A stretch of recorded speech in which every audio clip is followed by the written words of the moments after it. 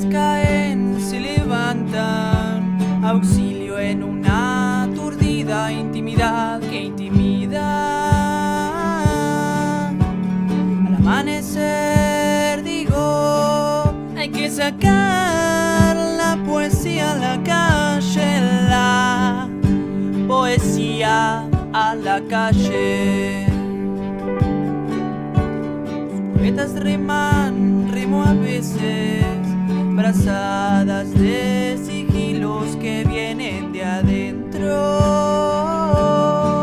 Hay que sacar la poesía a la calle, la poesía a la calle, la poesía a la calle.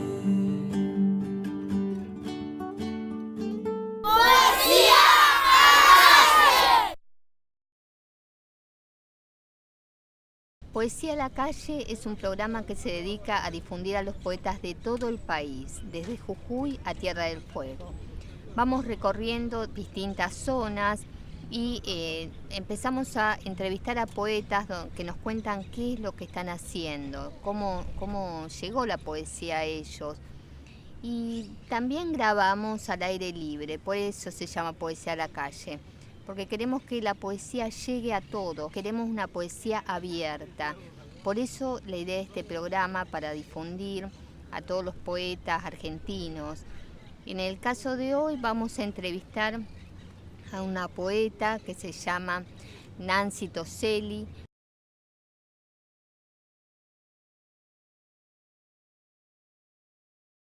que nació en Córdoba en 1960 y a los 30 años se fue a vivir a San Luis. Hola Nancy, ¿cómo estás? ¿Qué tal, Claudia? Mucho gusto. Contanos bien, ¿por qué te fuiste de Córdoba a San Luis y cómo es tu vida allá? Bueno, yo he tenido unas cuantas mudanzas a lo largo de mi vida, como que he ido cambiando de sitio. Yo viví hasta los 12 años en una zona rural, era campo, en la provincia de Córdoba. Y a esa edad me tuve que ir a la ciudad de Río Cuarto para hacer el secundario. Bueno, después ahí hice la carrera universitaria, me quedé trabajando en la universidad y en un momento hubo una propuesta de traslado de trabajo, de empezar algo nuevo con la familia. Ya tenía a mi hijo mayor y nos fuimos a vivir a Villa Mercedes. Bueno, y ahí sigo viviendo en la actualidad. Yo soy química, estoy trabajando en el área de control de calidad de aguas en la empresa pública de aguas. Ya prácticamente desde que llegué a Villa Mercedes, que estoy trabajando ahí en ese lugar. Ahí nacieron mis hijos, 2 hijos, o sea, nació mi hija, estudiaron y ellos ya han migrado, o sea que me he quedado sola en este momento ahí en Villa Mercedes. Mi hija está en Río Cuarto, mi hijo está viviendo acá en Buenos Aires en este momento. ¿Y qué influencias tiene el hecho de que vos dijiste que fuiste como migrando, ¿no?, de lugar en lugar? ¿Qué influencia tiene eso en tu poesía? Y bueno, sobre todo en este libro habla mucho de la primera etapa, de la infancia y siempre las ganas de volver a esa situación de campo, de ríos. Creo que las imágenes más fuertes que se nos graban, o será que cuando nos vamos volviendo viejos como que repetimos así el ciclo y queremos volver a lo que hemos sido cuando niños, pero el irme a vivir a una zona árida, con pocos ríos, con ríos muy pequeños, sin sierras en la zona donde yo vivo, porque Villa Mercedes es una zona absolutamente de planicie, como que se extraña mucho lo que había sido mi lugar habitual. Yo amo mucho el aire libre, o sea, dependo mucho de qué es mi entorno para mis estados anímicos. Por ejemplo, aquí en este parque me siento absolutamente cómoda, no así en una peatonal o en el medio de mucha gente. Detesto eso. Decís que estás viviendo en una zona árida, ¿y qué rol ocupa el agua en lo que escribís? Y es fundamental, el agua es la paz, es la tranquilidad, es la calma, puede ser aguas corrientes, aguas quietas, aguas heladas, pero siempre es la sensación de calma, es la calma, la tranquilidad, el reposo, vida. Ahora vamos a seguir hablando de este libro, ¿no? De los ítems que sobresalen. Pero me interesa volver al comienzo tuyo como poeta, porque a la vez sos química, entonces qué cosa extraña, ¿no? Esa relación. Primero, ¿cómo unís el tema de dedicarte a la química y la poesía? ¿Tienen una relación o están totalmente separadas? Yo creo que hay relaciones, es decir, puede haber una mirada poética a cualquier objeto, a cualquier cosa. Y la química, si te vas, hay muchos prejuicios, digamos, antiquímicos, que se piensa producto químico tóxico malo. Y no, dependemos en gran medida de un montón de cosas que se pueden hacer gracias a procesos que se desarrollaron en la química. O si vamos a lo que es el mundo de las partículas, el mundo de lo que existe más allá de lo visible, es maravillosamente bello. Tenés universos y más universos a explorar cuando pasás ya a la dimensión de lo molecular, de lo atómico, incluso de lo subatómico. Pero capaz lo químico no es más frío.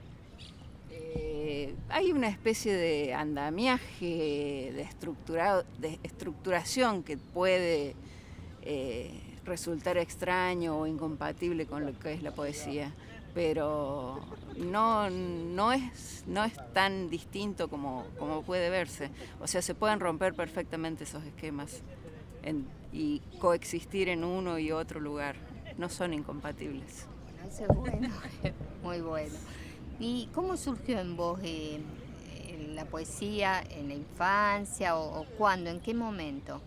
Yo soy lectora desde que aprendí a leer, muy lectora.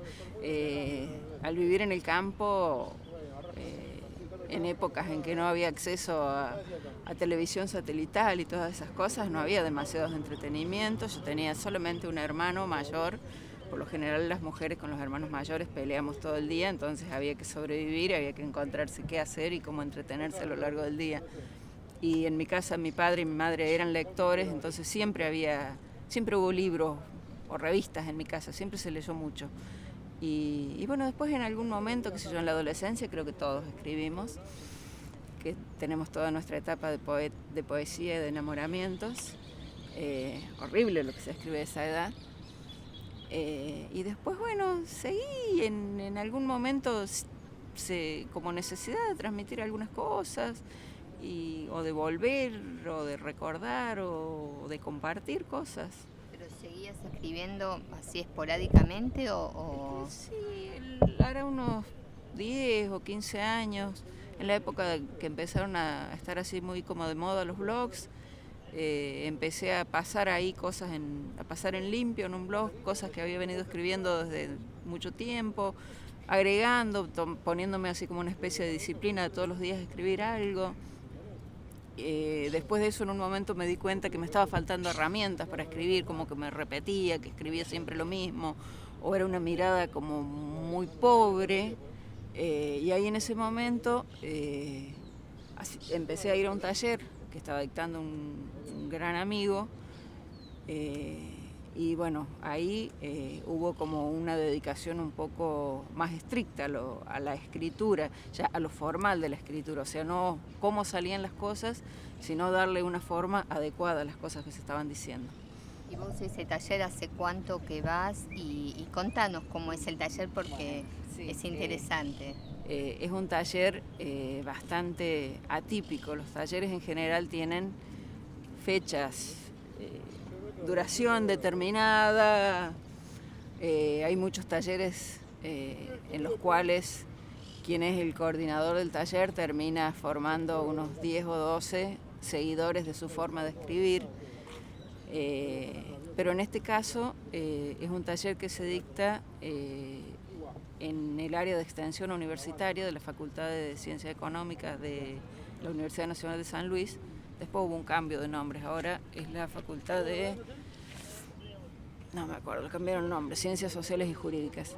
En el área de extensión hay, está como encargado, está en esa área, un escritor, un poeta santafesino radicado en Villa Mercedes también desde hace 30 y pico de años, Patricio Torne, y él les da otra impronta a los talleres. Y se fueron generando cosas muy lindas. A partir de ese taller se fue haciendo un grupo que fue teniendo continuidad en el tiempo, tan es así que hace ya aproximadamente 7 años que hay un núcleo de 4 o 5 que seguimos yendo. Nosotros decimos que somos los repitentes, que nunca nos vamos a graduar. Y bueno, nos reunimos un par de veces por semana y se hace una creación y corrección en conjunto, cada uno con su estilo, porque realmente se hacen cosas a partir de una consigna o a partir de una lectura, se dan miradas muy, muy distintas. Bueno, después de eso, en este libro mío, la mayoría de los textos han sido elaborados en ese taller. Hay algunos que han sido por fuera, pero la mayoría de los textos surgieron en ese taller. También hablábamos mucho del tema de cómo editar. No es simple estando en el interior, el tema de acceder a alguna editorial grande, las editoriales chicas no se conocen. Entonces con Patricio, que es el coordinador del taller, otra amiga que es escritora, que hizo el taller hace unos cuantos años, y yo decidimos, bueno, hagamos la editorial y armamos esto. La editorial de acá se llama, digamos, refiriéndose al hecho de que queremos que la poesía sea de nuestro lugar, llevarlo a otros lados. Entonces hicimos una cuestión que supongo que se llama autogestionado o algo por el estilo. Pagamos la edición de un primer libro, que fue un libro de Patricio, que se llama Materialismo Dialéctico, que ya tenía como 5 o 6 años de estar escrito y que no lograba ser publicado por un motivo o por otro. Entonces dijimos, bueno, hacemos la editorial y este es el primero. Con las ventas de ese libro pudimos pagar, o sea, se hizo un aporte para ese libro. Con las ventas de ese libro se pagó este. Con las ventas de este libro pudimos pagar la edición del libro de Franco. ¿Y es fácil vender los libros de poesía? No, no es fácil. Estamos así como que es una especie de cuello de botella el tema de las ventas. Hasta este momento las ventas las hemos ido haciendo en las presentaciones.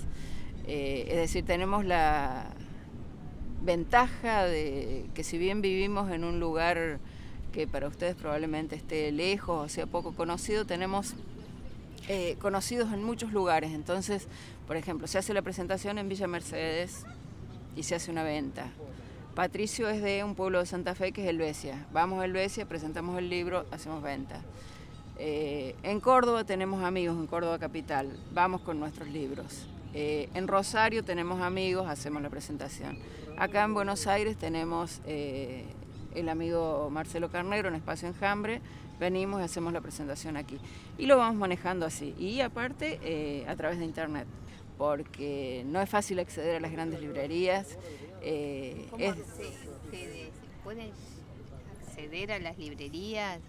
Y se puede llegar, por ejemplo, en las librerías de allá nosotros llevamos los ejemplares, hablamos directamente con el librero, no hay problema. En las librerías de acá, yo comenté que mi hijo está viviendo acá, él es, podría decir, librófilo, o sea, conoce absolutamente todas las librerías de acá y va y viene, habla con uno, habla con otro, deja un libro, deja otro libro, pero, digamos, a través de una distribuidora es complicado la parte de distribución. Léenos algunos poemas del libro.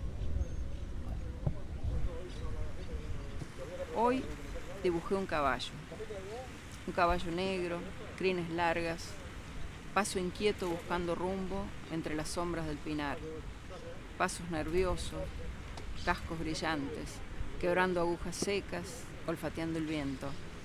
Mariposas blancas parecen soles, encandilan los ojos negros, ocultan los senderos. Luz filtrada, opaca, espadas que cortan el aire. Un caballo negro atravesó el pinar. Relucen los ojos, se agitan las crines. A contraluz, el polvo dibuja llamaradas. Hay que sacar la poesía a la calle, la poesía a la calle. sacar la poesía a la calle, la poesía a la calle, la poesía a la calle. Dice, mirar el sol de frente y después cerrar los ojos. Poder, por un instante, poseer una galaxia. Estrellas que reverberan, cambian colores y se alejan. Un telón negro asfixiante cubre por completo lo que antes fue despilfarro de luz. Haber atisbado la felicidad apenas. ¿Cuándo dijiste, bueno, ya es el momento de publicar mi libro? La verdad, no sé. Fue como... había que concretarlo en algo, o sea, había mucho material y el material, si solamente lo tenés vos y lo han leído un par de amigos tuyos, como que no es suficiente, tenés ganas de compartirlo, de que lo vean más gente, y además de todo el material que hay, tratar de seleccionar una parte, elegir, descartar, corregir, pulir una parte y que eso se materialice en un libro. Y bueno, estaba la posibilidad de hacerlo a través de nuestra editorial y fue ponerme a trabajar y se fue armando, casi que el libro se fue armando solo, como que yo creía que lo estaba haciendo yo, pero después, o sea, una vez que ya estuvo el libro, analizo, veo qué cosas quedaron y como que se fueron armando como un rompecabezas, porque hay textos escritos en épocas muy, muy distintas. Hay textos a lo mejor que tienen 8 años de haber sido escritos y que están al lado de textos que habían sido escritos 2 meses antes de armar el libro. Pero como que se fueron armando, organizando, autoorganizándose los textos. Sí, fue muy lindo, sí. ¿Y el libro, recordarnos cómo se llama? El libro, bueno, el título del libro fue algo que demoró la edición del libro, porque no le encontraba un título. Fue como muy complicado bautizar el libro. Y entonces estaba ahí que se demoraba, que no salía, y le hice así una lectura general de principio a fin. Le había hecho, estaba subdividido ya en cuatro temas, digamos, en 4 temas más importantes. Temas que hablaban de la infancia, de los reflejos, de la melancolía y de las palabras. Y lo que yo encontré al hacerle esa lectura global es que en todos lo que prevaleciera era la nostalgia. Había como un sentimiento de nostalgia que se iba reiterando de distintas maneras en cada parte. Y nostalgia, y bueno, y de ahí nostalgia es una palabra que casualmente se puede leer, digamos, el título, se puede engarzar con los subtítulos. Nostalgia es una palabra de la infancia, podemos decir. Nostalgia es una palabra de los reflejos, o es una palabra de las voces. Hablarnos de los temas del libro, de las voces, qué representan, ¿no? Todo, de la nostalgia en vos para llegar a poder escribir esos poemas. Bueno, lo más, posiblemente lo más nostálgico, y más entendible y más lineal de la relación de la nostalgia con la infancia. Creo que todos somos un poco nostálgicos de esos. Hay poemas dedicados a mis abuelos o a mi padre, o recuerdos de lugares que yo he querido muy mucho, en los que he sido muy, muy feliz en mi infancia. Yo, si debo agradecer algo, es una infancia feliz. Tuve una infancia muy, muy linda, muy hermosa. Fui feliz, y dicen que tal como ha sido la infancia, son los anticuerpos que vamos generando frente a lo que después nos mande la vida. Y realmente ha sido cierto. Por ahí hubo algunos momentos que no fueron de lo más gratos, y lo de la infancia sirvió para aguantar, para compensar. Sí. Después de los reflejos, yo tengo así como... hay muchos textos en los que yo voy escribiendo y que me refiero a los espejos. Es como el sentir la extrañeza de la imagen esa que se forma detrás del espejo. Es decir, ¿qué hay? ¿Qué existe realmente detrás del espejo? Ahí tenés la química, físicamente podés explicar perfectamente, que los rayos de luz que se reflejan, todas las explicaciones que quieras, pero de todas maneras hay algo detrás del espejo, ahí te ves de distintas maneras, no te ves, hay cosas que podés ocultar, cosas que el espejo te grita, y bueno, ahí fue la segunda parte. Después en la tercera parte he reunido una serie de textos con temática así un poco más variada, cuando hablo de las voces, de palabras, definiciones de distintas cosas, hablo de mis hijos, hablo de la imposibilidad de nombrar algunas cosas, a pesar de que tengamos tantísimas palabras, hay cosas que no podemos nombrar. Por ejemplo, en el caso, yo soy muy escéptica respecto de las creencias, y entonces me he planteado el tema de la existencia o no existencia del alma, y en el caso de que yo plantee la inexistencia del alma, ¿cómo nombro el lugar donde está el dolor? Uno habla de siente un dolor en lo más profundo, decís en el alma, y si el alma no existe, ¿qué nombre tiene ese lugar? Por ejemplo. Y el último es toda una serie así melancólica de ausencias, de cosas que se han perdido, que se recuerdan porque en algún momento dieron felicidad, y se recuerdan no con dolor, sino con melancolía, justamente, sin dolor. Recuerdos de cosas que fueron buenas pero que ya no están. Y la poesía, ¿no? ¿Se relaciona con la tristeza directamente? Vos, por ejemplo, cuando estás feliz, ¿escribís? Vos sabés que me cuesta mucho. ¿Y sí. por qué crees que pasa eso? No sé, será que como que la felicidad no te das cuenta en el momento, o sea, lo vivís. En cambio, la tristeza es como que te encerrás más en vos mismo y entras a buscarte más respuestas y te cuestionás más cosas. Y por ahí escribirlos es una manera de empezar a resolverlo. La felicidad es como más el goce, el disfrute, y sí, estás bien, y digamos, registrar eso como que no te aporta algo, no hace mayor tu felicidad. Registrar que estás feliz como que no, en mi caso al menos, no me genera placer.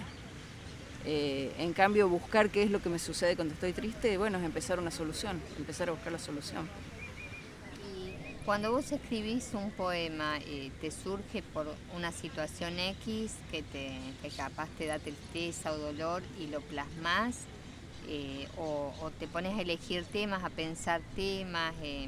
¿Cómo es el hecho de sentarse frente al papel? Y a veces me despierto y tengo una palabra o una frase gatillándome ahí, dando vueltas, mucho tiempo. Y es muy probable que si a partir de eso me siento y empiezo a escribir, a partir de eso sale un poema. Y otra cosa que ayuda muchísimo es el taller. En ese momento sentarse y a partir de una lectura o de una consigna ponerse a hacer algo, trabajar así como un taller de carpintería, que vos vas y te dan las maderitas y los clavos y haces algo, y terminás haciendo algo. Y bueno, en el taller de escritura es lo que se hace, a partir de una cierta consigna o lectura, y con el material que uno ya tiene incorporado, con lecturas previas o con las propias vivencias, elaborar un texto. En mi caso el tema del taller me ayuda muchísimo. ¿Y por qué no publicaste antes? Porque muchos empiezan a publicar, no sé, a los 20 años. Probablemente no escribía tanto, probablemente no lo sistematizaba. Y después también hay una cuestión de los tiempos, ¿no? Yo en este momento tengo tiempo para dedicarme a cosas que había dejado de lado porque estaba o trabajando más horas o que tenía las actividades propias de chicos en edad escolar. Ya cuando ellos van a la universidad es como que las madres nos liberamos y decimos chao, zafamos de una tarea. Yo ahora veo las madres que llevan niños a jardín o que compran útiles o que van con los chicos y digo, ya no. ¿Qué sentiste vos cuando bueno, él empezó a escribir, vos como madre y como poeta. Y es lindo, nos compartimos textos permanentemente, somos como... yo leo lo que él escribe, me parece maravilloso, es más, le insisto para que publique, y él está sacando también en sus textos vivencias de su infancia que yo, o sea, me está dando imágenes de mi padre y de mi madre, o sea, de sus abuelos, que yo no las tenía, o sea, mi padre y mi madre vistos desde otro lugar, y es muy lindo, es muy, muy emocionante. ¿Cómo se llama? Mi hijo Franco Gargiulo. Y decime, en los ciclos de lectura, ¿vos considerás que es bueno micrófono abierto, es decir, que vaya y lea todo el mundo, o tienen que seleccionarse los poetas para leer? Y me parece que micrófono abierto, he estado en alguna lectura de micrófono abierto y sinceramente no me gusta. Porque si se hace una lectura programada, ya uno sabe quién va a leer, y hay otro tipo de organización. En las de micrófono abierto, por lo general, terminan leyéndose poesías que o sale el contestatario del pueblo a mandar una proclama anti-guerra nuclear, cuando el poema anterior había hablado de otra cosa y después viene algo distinto. Entonces como que es demasiado dispar la cosa. No, sinceramente no. Las experiencias que yo he tenido en lo que es así de micrófono abierto no me ha gustado. ¿Y vos qué poetas tenés como decir, bueno, son mis autores base o que realmente te influyeron bastante? ¿En poetas o, bueno, no sé, o narradores? Bueno, yo tengo así, digamos, básicamente yo he leído, bueno, capaz que partes iguales de narrativa y poesía. En lo que es narrativa me gusta muchísimo John Steinbeck. Toda la obra de Steinbeck me parece maravillosa. Saramago. Y en poesía, a través de quien empecé a leer poesía es Jorge Teillier, poeta chileno, que me parece maravilloso. Y argentinos, uno de los últimos libros que he leído fue de Teuco Castilla, Coirón, que me pareció un libro bellísimo, bellísimo, bellísimo. Me parece también un prodigio lo que es la escritura de don Jorge Leónidas Escudero. Eso me parece que es de lo mejor que hay, me encanta, me gusta muy, muy mucho. Creo que hay muchos escritores argentinos muy buenos, o sea, digamos, ahí estamos hablando de gente ya consagrada, pero que de las nuevas generaciones vienen voces muy, muy potentes y muy hermosas. Para vos, ¿qué es la poesía? Era la pregunta que me hace, niña. Poesía es tratar de decir qué es lo que estás sintiendo en algún momento y que te entiendan lo que vos quisiste decir, o que cada uno pueda darle su propia versión a lo que vos quisiste decir. Y vos, cuando lees el texto de alguien, ¿qué es lo que te atrae? Y hay algunos escritores, en algunos casos hay algunas imágenes muy fuertes, o sea, así como muy vívidas, que están describiendo algo y podés verlo ahí.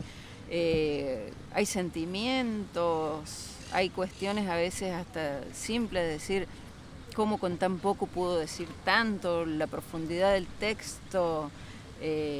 Bueno, vos estuviste hace poco con Franco Rivero. Los textos de Franco Rivero son fantásticos porque usa muy pocas palabras Franco y son profundísimos los textos. O sea, todo lo que transmite con tan pocas palabras, a mí esa forma de escritura me parece maravillosa. Qué sé yo, y en cada estilo uno siempre encuentra algo que impacta mucho, ¿no? Bueno, te agradecemos mucho esta entrevista con Poesía a la Calle y bueno, como siempre digo, nosotros queremos una poesía de todos para todos y vamos a seguir recorriendo el país en busca de poetas. Hasta la próxima. Las elegías caen, se levantan, auxilio en una aturdida intimidad que intimida. Al amanecer digo, hay que sacar la poesía a la calle, la poesía a la calle. Los poetas riman, rimo a veces, brazadas de sigilos que vienen de adentro. Pareciera ser una lucha contra la corriente, pero no lo es. Hay que sacar la poesía a la calle, la poesía